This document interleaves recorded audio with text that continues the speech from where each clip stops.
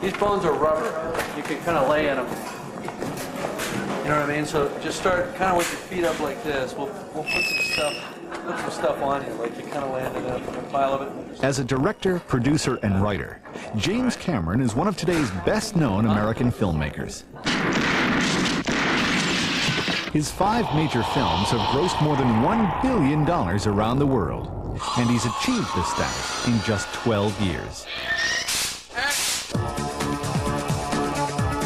Cameron grew up in Canada, moving to the small Southern California town of Brea with his family after high school. The town provided little in the way of creative stimulation, so the ambitious teenager began to create inviting fantasy worlds with the aid of a Super 8 film camera. So I was looking at 10 million things and seeing the one thing that was interesting and focusing the lens on that and taking that or capturing that. After studying cinematography at a local college, Cameron and his friend, fellow film buff Bill Wisher, collaborated on a science fiction short called Xenogenesis. I mean, in my mind, there's Steven Spielberg and Jim Cameron and Steven Spielberg. It's like those two guys. And we would go and see Steven Spielberg's movies. I didn't realize he was going to become that other guy, but I knew he was very, very talented and driven.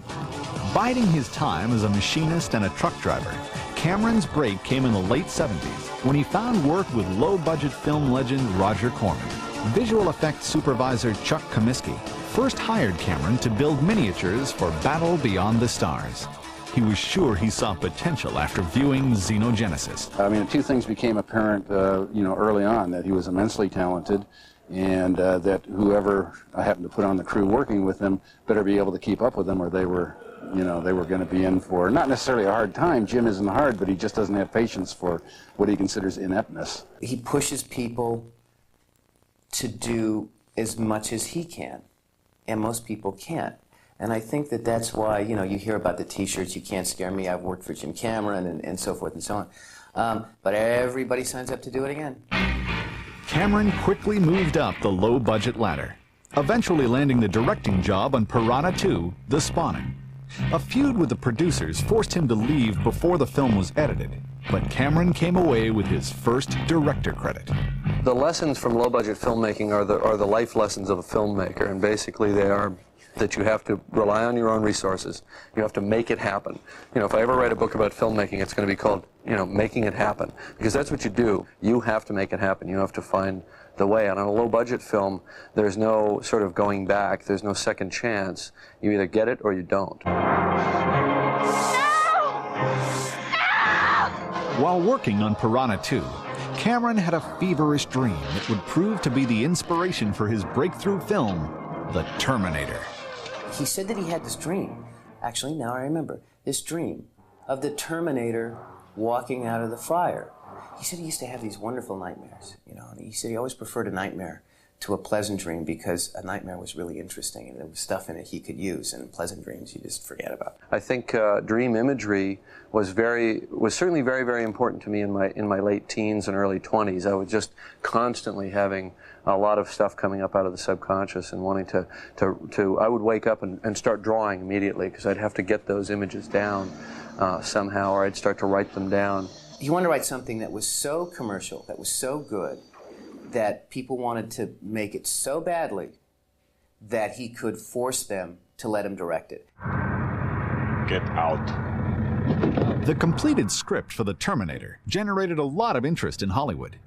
Cameron wanted to direct the film himself, but most major studios balked at financing an effects-filled thriller with a no-name at the helm.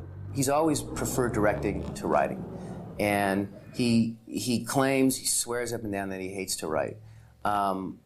I don't really believe that, because if he hated writing so much, he wouldn't be as good at it as he is. But clearly he prefers directing. Cameron sold his script to a production consortium that agreed to let him direct The Terminator. The film, made for $6.4 million, revolves around a cyborg, played by Arnold Schwarzenegger, who returns from the future to terminate a seemingly innocent young woman. I actually backed into that storyline from my experience, my early experience as a low-budget filmmaker, which was I knew how to do visual effects, and I knew how to do them cheaply. It didn't make sense for me to do a big budget visual effects film that took place on another planet or in space or something like that, because I wouldn't be trusted as a director with that kind of budget. And that was sort of the way I approached the story. It was a little bit mercenary, but it actually, you know, guided the writing toward a pretty simple, straightforward story that I think was a lot of the strength of that story. Cameron's dream that inspired The Terminator was so vivid that he not only incorporated it into his script material, but did drawings from the experience as well. Well-known makeup effects artist Stan Winston was approached by the neophyte filmmaker to create the cyborg's foundation, or endoskeleton. My first introduction to Jim Cameron was his painting of the endoskeleton.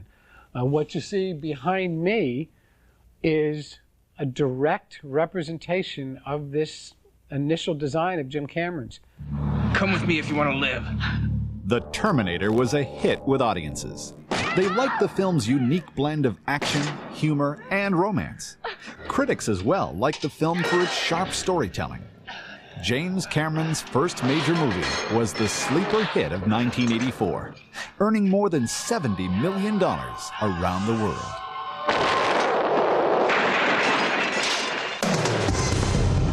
When Masters of Fantasy continues, James Cameron creates his next stunning sci-fi spectacles. iChannel's Masters of Fantasy continues with James Cameron. Not the success of Terminator, James Cameron surprised Hollywood veterans by deciding to make the outer space saga Aliens his second major project. Working from a script he had written a few years earlier, Aliens would come 7 years after Ridley Scott's innovative hit film, Alien.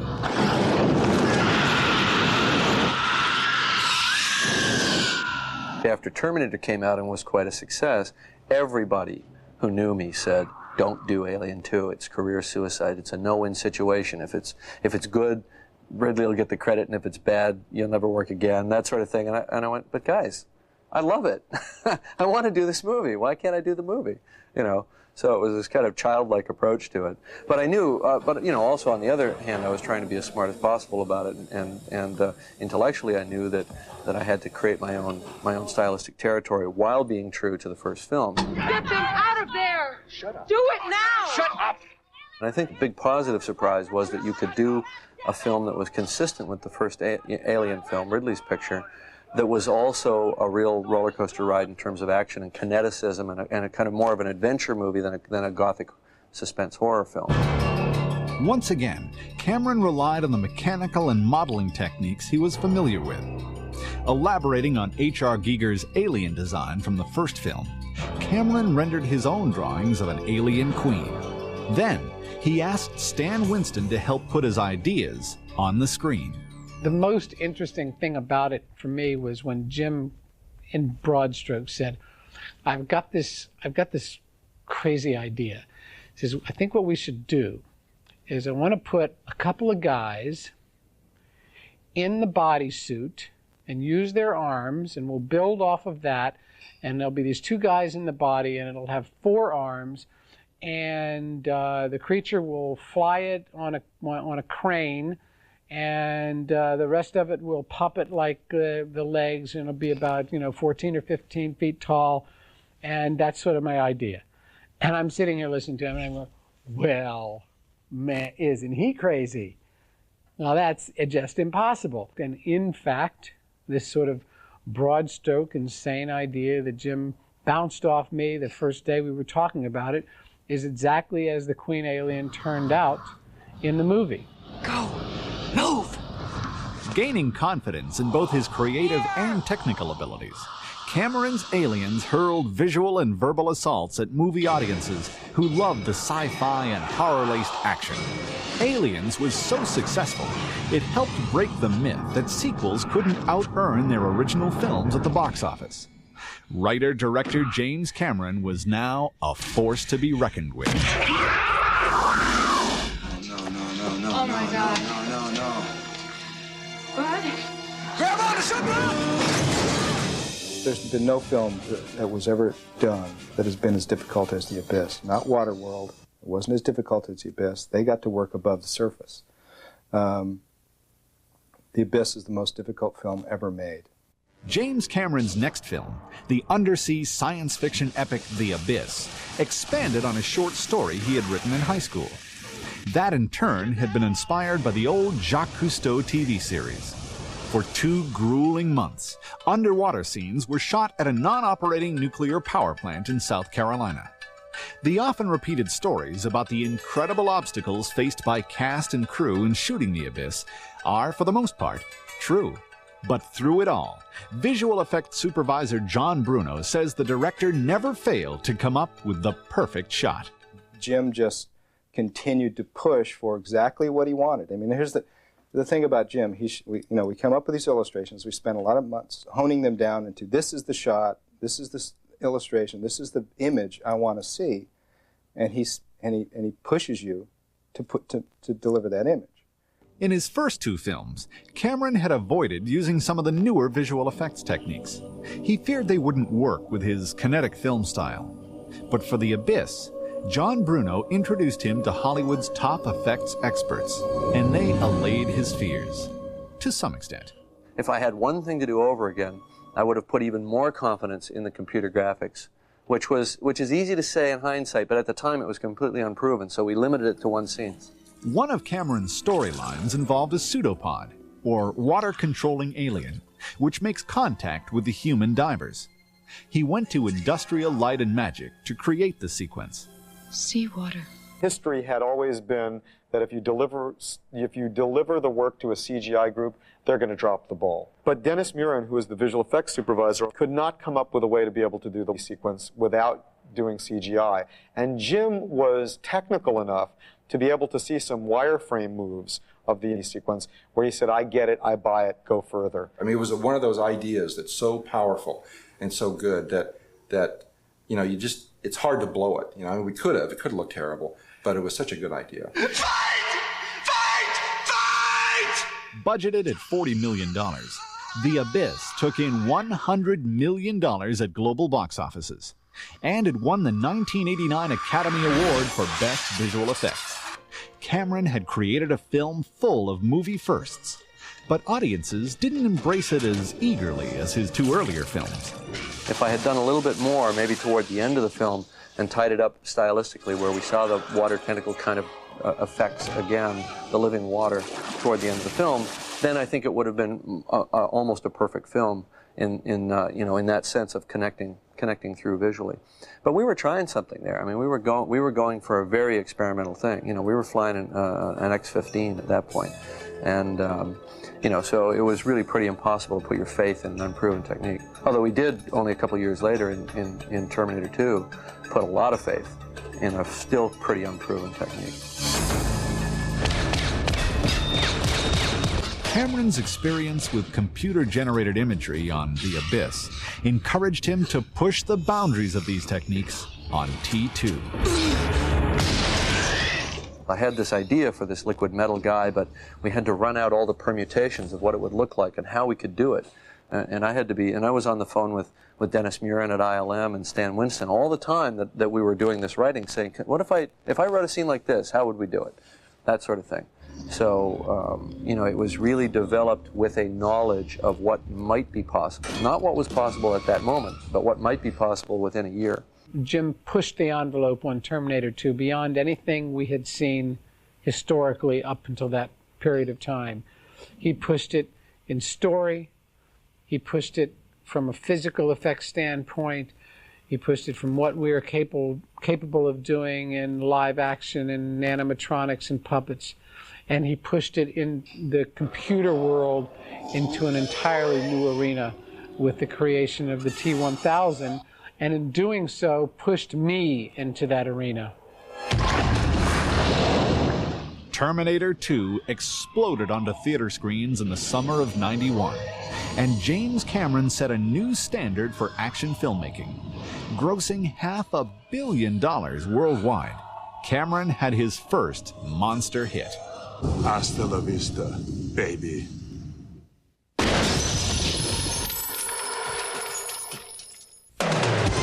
When Masters of Fantasy continues, James Cameron dives into the digital age and comes up on the cutting edge of filmmaking.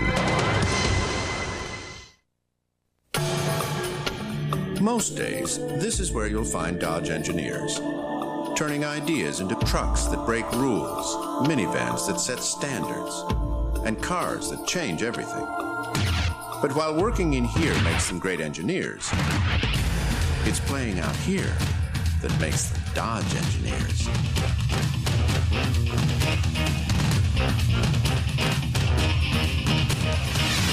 The new Dodge.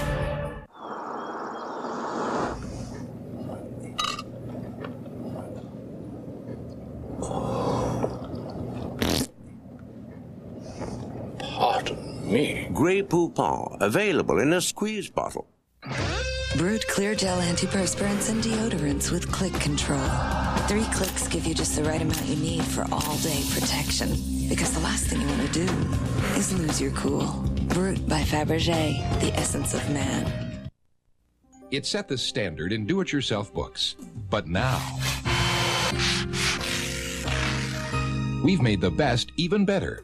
Introducing the all-new Home Repair and Improvement series from Time Life Books. With new color illustrations, step-by-step instructions, and a new spiral binding so books lay flat. It's never been easier to save money and create the home you've always wanted. You'll learn how to build a deck your family will enjoy for years. The tricks of the trade to install a new patio. Call now to examine decks, porches, and patios free for 15 days. Keep it for the special low TV price of just $1.99. Use your credit card and get this Stanley tape measure absolutely free. Other volumes will follow. Keep only those you want. The new Home Repair and Improvement series from Time Life Books. We've made the best even better. Call 1-800-419-6464 now to get decks, porches, and patios for just $1.99. That's 1-800-419-6464. You're watching Masters of Fantasy on the Sci-Fi Channel. Masters of Fantasy continues with James Cameron. After 4 spectacular films, James Cameron decided to take on some new and different challenges. In 1993, his flair for visual effects led him to partner with Stan Winston and Scott Ross, whom he had known at Industrial Light and Magic. Together, they started the special effects house, Digital Domain. In just 3 years, the company has become a major player in digital film effects. It's all ultimately selfish, because I know that ultimately it's going to come back around and make my films better. But it's a good symbiotic relationship, because my films are the kind of things that give a company like Digital Domain its big push to do more, do better, and a kind of a spotlight to say, here's our best work. You know, so it works hand in glove. So far, it's worked pretty well. Well enough so that his next film, 1994's True Lies, was full of Digital Domain's efforts. Again, the movie was a worldwide box office smash. James Cameron's latest envelope-pushing project will be unveiled this summer at Universal Studios Florida. T2 3D is a 12-minute live-action ride film that reunites the key cast members from Terminator 2. Past Cameron cohorts like Chuck Comiskey, Stan Winston, and John Bruno were brought in to lend their talents to the $60 million extravaganza. Well, the greatest challenge on this particular project was that it was based on 2 movies, on the Terminator films, and so it had to be visually consistent stylistically. The Terminator films are very, very kinetic. The cutting is just boom, boom, boom, boom, boom, you know, and that style of cutting doesn't work very well in 3D.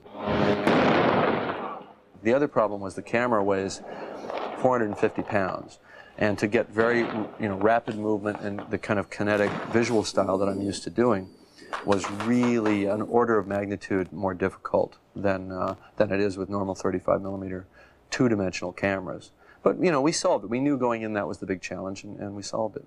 I've done a lot of explosions in my time. I think story-wise, I originally thought that this whole thing was going to blow apart. The resources of Digital Domain were also tested on T2 3D. The film's computer-generated T1 Million monster required 47 digital artists alone. But Scott Ross, who oversees the day-to-day running of the company, has come to expect nothing less from a Cameron project. If you do a Jim Cameron movie, it's like, buckle your seatbelts. It's just the way it is. And after every trip you take with Jim, when you say, God, thank God that's over, that was the most hairy, most exciting, experience I've ever had. You know, it's like after he's done that, he said, okay, great, so that was easy. Now let's go here. It's always a wild ride. Hey, Puckadad. This model represents the state of the Titanic in 1996, the way it is sitting sort of out in the middle of the Atlantic. James Cameron and Digital Domain are currently gearing up for Cameron's newest project, Titanic. The $75 million historical drama will begin filming this summer. Cameron has been broadening the types of films he writes and directs to include non-sci-fi and horror-related subjects. But he continues to integrate cutting-edge technology into all his work. Now this is running slow. Are you playing with the time on that? He's particularly excited about a new digital process called motion capture, which can generate performances on a computer. Titanic will rely on motion capture and other high-end tools to help bring Cameron's latest project to the screen. Most of it takes place inside or on the decks of the ship. The ship doesn't exist, so it'll all be sets. We'll use digital composite work to put our set of the ship at sea, as if it's truly on the ocean. So in fact, we're really not going on the ocean at all. You'll just believe you're on the ocean. On every project, Cameron pushes technology further than it's ever gone before. I always want to do something that's ahead of what other people have done. You know, to me, that's the challenge, that's the fun, that's what keeps us fresh, you know. That's why, you know, Digital Domain, I think, was brought into existence from my perspective anyway, was to be able to lead the pack and not follow. Discover how the adventure began in a special feature-length presentation of The Odyssey. Tomorrow, beginning at 4 p.m. Eastern, Sci-Fi Saturday. Do you make promises in the spring? When everything is fresh and new. Promises to make things better? Do you wake up on Saturday morning feeling like you can do anything? Do earthworms make you happy? Do projects give you meaning? Do you like making promises? There's a place that will help you keep those promises. True Value. Help is just around the corner. Incredibly, Matchlight, the dependable one-match charcoal from Kingsford, is ready to cook on in just 15 minutes. So, the sooner you get Matchlight, the sooner you eat. Kids don't always take good nutrition seriously, but moms know it's important for growing up healthy. That's why Flintstones has the vitamins kids need and the great taste they love.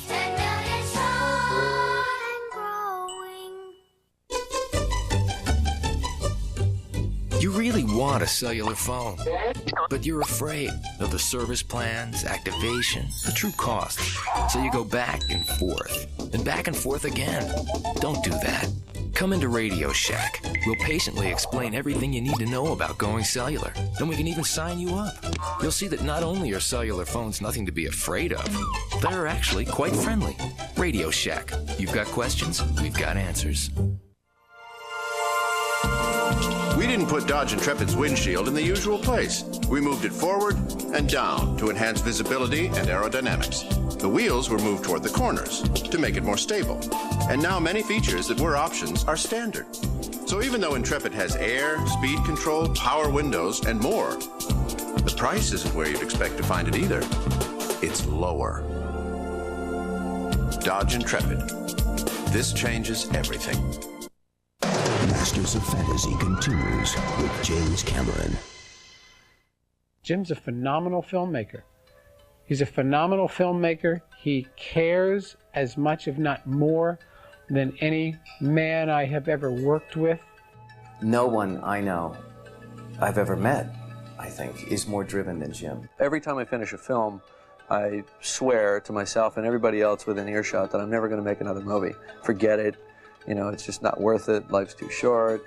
And I go off and, you know, sort of hide out for a couple of months, go scuba diving usually, just kind of head out for some tropical place and do a lot of diving. And then when I've had enough of the ocean, after a few weeks, then I come back and I'm ready to go to work again. I get bored and, you know, ready to make another movie.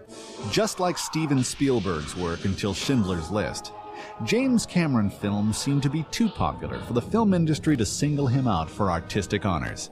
That will inevitably change as more people come to realize the impact Cameron's work has had on the art of filmmaking. But it isn't an issue for this talented director, writer, innovator, and master of fantasy. I'm pretty happy. You know, I'll just keep on making films, and you know, till the joints wear out, and the brain wears out. You know, then they'll prop me up somewhere, and, you know. But hopefully, I can just keep making films. That's what I love.